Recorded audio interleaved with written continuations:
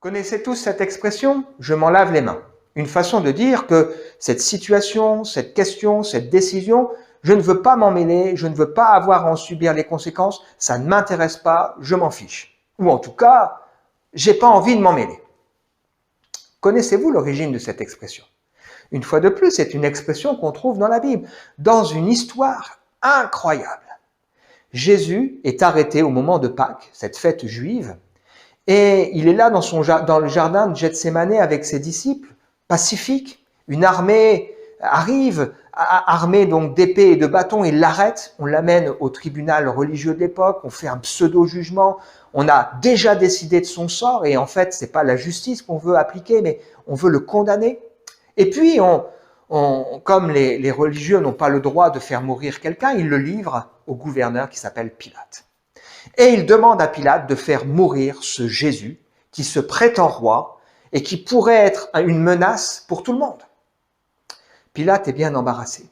Il interroge Jésus et il ne peut que constater que les accusations à l'encontre de Jésus sont fausses. 6 fois, il confirmera que Jésus est innocent. Il essaye de se débarrasser du problème, alors il apprend qu'en ville se trouve le gouverneur Hérode, gouverneur de Galilée. Alors il envoie Jésus auprès de ce gouverneur en disant, puisque Jésus est originaire de Galilée, c'est au gouverneur Hérode de régler la situation. Mais voilà, Hérode interroge Jésus, il constate lui aussi que Jésus est innocent, il le renvoie à Pilate. C'est à lui de trancher l'affaire. Son épouse a fait un rêve prémonitoire, elle a été agitée toute la nuit. Elle dit à son mari, écoute, ne te mêle pas de cette affaire, tiens-toi à l'écart de ce juste. Mais on demande à ce gouverneur de condamner Jésus. Crucifie-le, crucifie-le, crucifie-le. Alors Pilate va joindre le geste à la parole. Il demande qu'on lui amène de l'eau, il se lave les mains devant la foule et il dit, je suis innocent du sang de ce juste. Cela m'amène 3 remarques. La première, est-ce que parce que Pilate a dit « je m'en lave les mains », qu'il a joint le geste à la parole, est-il réellement innocent? Ou n'est-il pas, lui, responsable de son choix, de ses actes? Une question, Pilate s'est trouvé confronté à cette grande question qui nous concerne tous. Que feras-tu de Jésus? Que feras-tu de Jésus? Pilate a essayé d'éluder la question.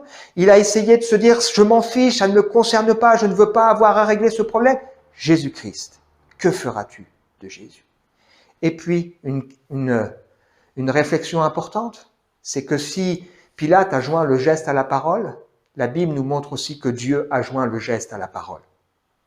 Il a prouvé son amour envers nous en s'incarnant dans la personne de Jésus-Christ qui est venu sur terre. Il a prouvé son amour envers nous en joignant le geste à la parole, en offrant Jésus-Christ sur la croix. Jésus qui est mort à notre place pour porter à notre place la conséquence du péché. Et toi, que feras-tu de Jésus? Ce n'est pas parce qu'on s'en lave les mains qu'on est innocent.